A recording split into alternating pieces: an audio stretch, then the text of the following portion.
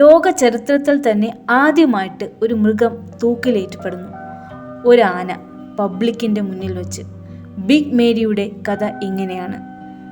Spark world famous show എന്ന circus കമ്പനിയുടെ ഉടമയായ ചാർലി പാർക്കും അദ്ദേഹത്തിൻ്റെ ഭാര്യയും 4 വയസ്സുള്ളപ്പോഴാണ് മേരിയെ വാങ്ങിക്കുന്നത്. 8 വയസ്സ് മുതൽ ബേസ്ബോൾ കളിച്ചും ഇൻസ്ട്രുമെൻസും വായിച്ചെല്ലാം ജനങ്ങളുടെ കണ്ണിലുണ്ണിയാകാൻ മേരിക്ക് കഴിഞ്ഞു.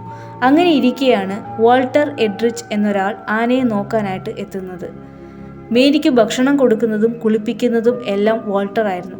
അങ്ങനെ ഇരിക്കെയാണ് വാൾട്ടറും മേരിയും ഒരിക്കൽ പുറത്തോട്ട് നടക്കാൻ ഇറങ്ങുന്നത്. വാൾട്ടർ മേരിയുടെ പുറത്തേറിയായിരുന്നു സവാരി ചെയ്തിരുന്നത്. ഒരു തണ്ണിമത്തങ്ങ സ്റ്റോളിൻ്റെ മുന്നിലെത്തിയപ്പോൾ മേരി അതിൽ നിന്നും ഒരു തണ്ണിമത്തങ്ങ എടുക്കാൻ ശ്രമിച്ചു. ഇത് കണ്ട് ദേഷ്യം വന്ന വാൾട്ടർ മേരിയെ ഉപദ്രവിക്കാൻ തുടങ്ങി. പൊതുവെ ദേഷ്യമുള്ള ഒരു ജീവിയാണല്ലോ ആന. തുമ്പിക്കൈക്ക് ചുറ്റിപ്പിടിച്ച് വാൾട്ടറിനെ നിലത്തടിച്ച് കൊന്നു മേരി. അങ്ങനെ കിങ്സ് സ്പോട്ടിലെ ആളുകൾ മേരിയെ കൊല്ലണം എന്ന ആവശ്യവുമായിട്ട് മുന്നോട്ട് വന്നു. 100 ടൺ ക്രെയിൻ ഉപയോഗിച്ച് 1916 സെപ്റ്റംബർ 13 മേരിയെ തൂക്കിലേറ്റി കൊല്ലുന്നു. Thanks for watching.